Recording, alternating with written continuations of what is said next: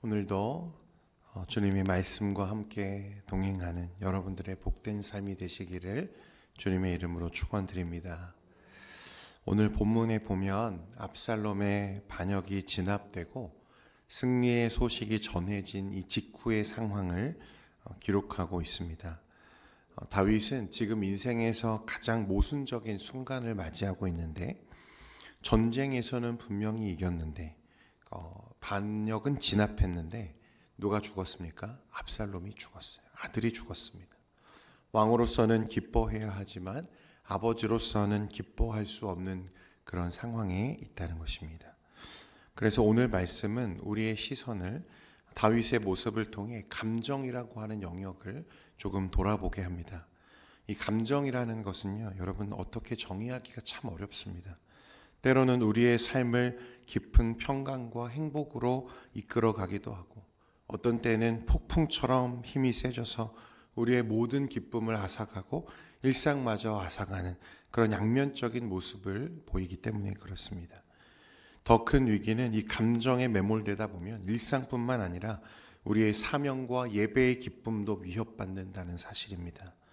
오늘 말씀을 통해서 감정이 폭풍처럼 몰아칠 때 다윗은 어떻게 다시 하나님이 세우신 사명의 자리로 나아갔는지 함께 살펴보는 시간 되기를 원합니다. 그래서 나를 멈춰 세운 내 감정보다 더 크신 하나님의 부르심을 다시 붙들고 일어서는 은혜가 있기를 간절히 소망합니다. 오늘 본문 1절과 2절 말씀에 보면 이스라엘의 진영, 그 분위기를 이렇게 이야기합니다. 1절과 2절 같이 보겠습니다. 시작. 어떤 사람이 요압에게 아뢰되 왕이 압살롬을 위하여 울며 슬퍼하시나이다 하니 왕이 그 아들을 위하여 슬퍼한다 함이 그날의 백성들에게 들리매 백성에게 슬픔이 된지라. 아멘. 아버지를 반역하고 스스로 왕이 되려 했던 압살롬의 그 시도가 실패로 끝이 났고 다윗의 군대는 큰 승리를 거두었습니다. 이제 나라의 질서가 바로잡히고 평화의 소식에 모두가 안도해야 하는 그런 순간이 온 거죠. 전쟁에서 목숨을 걸고 싸워 이긴 군사들이, 백성들이 이제 성으로, 진영으로 돌아오고 있는 상황입니다. 보통의 승전고를 울리는 군대라면 나팔을 불고 함성을 지르고 성읍의 여인들이 나와 춤을 추며 맞이해야 하는 상황이죠. 그런데 성 안에서 들려오는 소리는 환호성이 아니라 다윗 왕의 처절한 통곡 소리였습니다.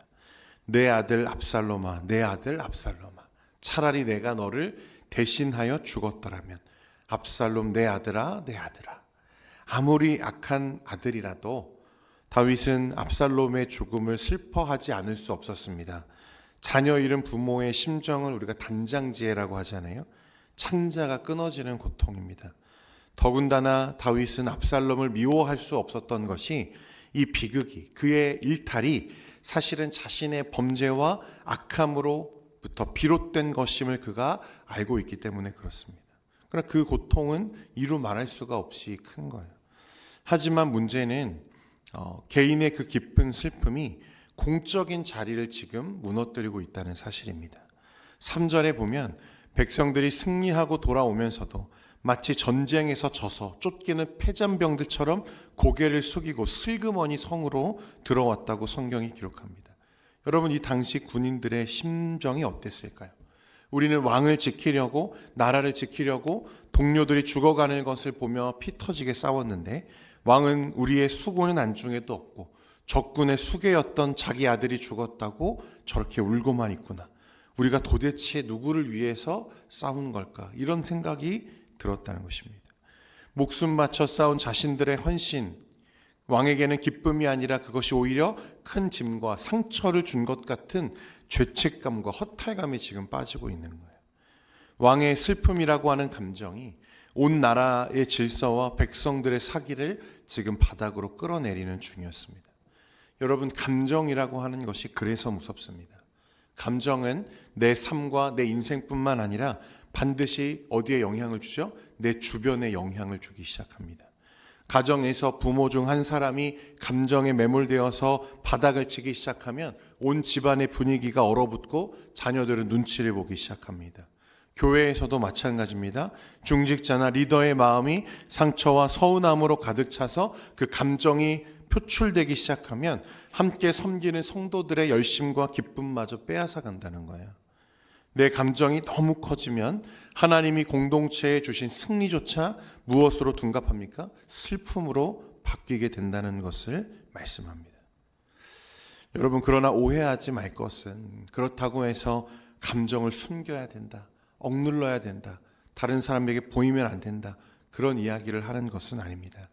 계속해서 말씀해 보면 이때에 다윗의 군사령관 요압이 총대를 메고 이제 왕이 처소로 찾아옵니다. 요압이라는 인물은 우리가 계속 살펴보지만 참 현실적이고 정치적인 사람입니다. 그러나 적어도 이 순간만큼은 다윗에게 꼭 필요한 영적인 각성제 역할을 하는데, 요압은 다윗을 위로하지 않고 아주 단호하고 어쩌면 무례하다고 여겨질 정도로 왕을 책망하기 시작합니다. 5절과 6절 말씀 우리 같이 한번 읽겠습니다. 시작. 요압이 집에 들어가서 왕께 말씀드리되 왕께서 오늘 왕의 생명과 왕의 자녀의 생명과 처첩과 비빈들의 생명을 구원한 모든 부하들의 얼굴을 부끄럽게 하시니 이는 왕께서 미워하시는 자는 사랑하시며 사랑하는 자는 미워하시고 오늘 지휘관들과 부하들을 멸시하심을 나타내심이라. 오늘 내가 깨달으니 만일 압살롬이 살고 오늘 우리가 다 죽었다면 왕이 마땅히 여기실 뻔하였나이다. 아멘. 요압은 아주 뼈아픈 직언으로 다윗을 지금 깨우고 있습니다. 다윗은 지금 아버지라고 하는 짙은 감정에만 매몰되어서 이 백성을 책임져야 하는 왕이라고 하는 하나님이 주신 사명을 완전히 잊어버린 상태입니다. 여러분, 신앙생활에서 정말 우리가 조심해야 되는 것 중에 하나가 이 감정의 독재입니다. 내 기분과 감정이 내 삶의 왕좌에 앉아서 모든 것을 쥐고 흔드는 상태. 그래서 내 기분이 지금 너무 우울해서 너무 슬퍼서 예배 자리에 못 나가겠어. 내가 지금 누구 때문에 너무 마음이 상해서 앞으로 봉사 다 내려놓을 거야. 아무도 내 마음 몰라주는데 내가 뭐하러 섬겨야 해. 이런 마음들이, 이런 감정들이 우리를 지배하는 거예요. 여러분, 목회하다 보면 종종 그런 이야기를 듣습니다. 우리 교회에는 그런 분이 한 분도 없는데요. 기분 나빠서 교회 못 나가겠다는 이야기들, 화가 나서 교회 옮기겠다는 얘기들, 저 사람 꼴 보기 싫어서 앞으로 교회 안 나오겠다는 얘기, 이런 의외로 쉽게 그런 말들을 합니다. 그리고 때에 따라서는 그걸 무기처럼 사용하면서 목회자를 압박하는 사람들도 있어요. 충분히 인간적으로 이해가 가는 감정입니다. 그 상처가 얼마나 아프면 그러겠습니까?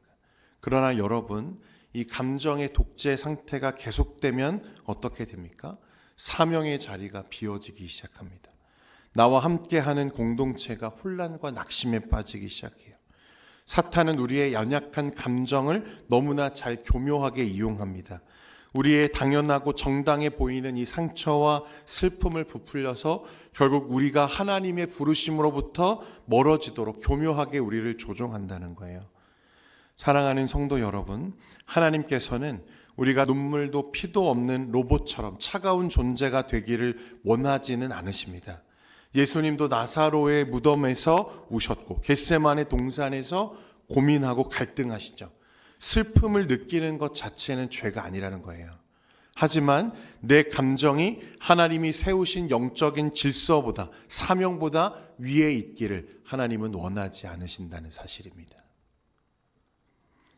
요압은 7절에 그래서 다윗에게 냉정하게 요구합니다.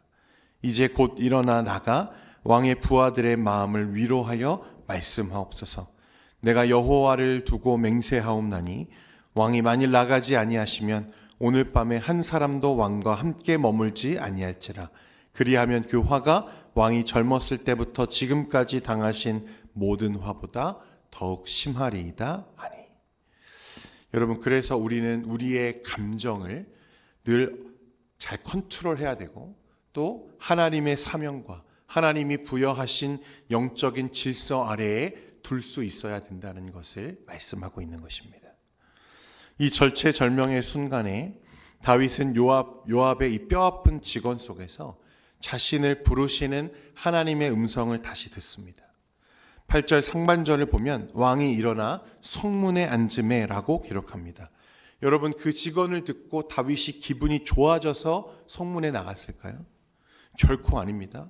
가슴은 여전히 찢어지고 눈물이 나고 슬프지만 다윗은 그 순간 눈물을 닦고 억지로라도 몸을 일으켜 지금 성문으로 나아가 앉았다는 거예요. 고대 이스라엘에서 성문은 왕이 백성의 억울함을 듣고 판결하는 곳입니다. 즉 왕이 서야 할 사명의 자리를 상징하는 거예요. 다윗이 감정의 골방에서 빠져나와서 사명의 자리에 성문에 털썩 주저앉자 그때부터 놀라운 일이 벌어지기 시작합니다. 흩어지려던 백성들의 마음이 다시 왕에게로 모여들고 무너졌던 이스라엘의 질서가 극적으로 다시 회복되기 시작하는 거예요. 사랑하는 성도 여러분, 오늘 이 말씀을 깊이 깨달을 수 있기를 원하는데, 신앙의 성숙은 감정을 억누르는 것에 있는 것이 아닙니다. 내 요동치는 감정을 하나님의 부르심 아래에 두고 복종하는 것입니다. 슬프지 않은 척 연기하라는 게 아닙니다. 피눈물이 나도 기어이 예배 자리에 나와 앉는 거예요. 화가 나지 않은 척 가짜 웃음을 지으라는 게 아닙니다. 속상해도 화가 나도 교회를 위해 내게 맡겨진 직분의 자리를 묵묵히 지켜내는 것입니다. 내 감정이 이끄는 대로 이끌려 다니면 상황은 계속해서 꼬여만 가요. 그러나 억지로라도 나의 사명의 자리에 나를 갖다 놓기 시작하면 그때부터 하나님이 공동체와 내 안에 회복의 일들을 시작하신다는 것을 말씀하는 것입니다. 사랑하는 성도 여러분, 오늘 저와 여러분이 나아가 앉아야 할 이 성문의 자리는 어디입니까? 혹시 오늘 저와 여러분이 오늘 다윗처럼 주저앉아서 내 감정에 함몰되어서 하나님이 나를 부르신 그 자리에 내가 멀어져 있지는 않은지 꼭 돌아보고 상기할 수 있는 여러분들 되시기를 축원드립니다. 아무도 알아주지 않아서 많이 지쳤을 수 있고, 또 마음이 갈기갈기 찢어지며 아픔이 있을 수 있고, 상처와 또 오해로 인해서, 갈등으로 인해서 당장이라도 내려놓고 싶은 마음들이 들 수도 있습니다. 그러나 여러분, 오늘도 주님 앞에 나아가 무릎 꿇고 기도하고 끝까지 품고 사랑으로 섬기는 여러분들의 가정 되시기를, 또 주님이 맡겨주셨기에 감당해야 할 직분이 있다면 주님 앞에 순종으로 감당해내는 여러분들 되시기를 간절히 소망합니다. 감정의 골방에 머물면 낙심이 깊어지지만 사명의 자리에, 성문에 설 때 생명의 회복이 시작된다는 것을 꼭 기억하시고, 이번 한 주간 시시때때로 변하는 내 기분과 내 감정보다 나를 부르신 주님의 뜻을 더 크게 여기고 감사로 지켜낼 수 있는 저와 여러분 되기를 주님의 이름으로 축원드립니다.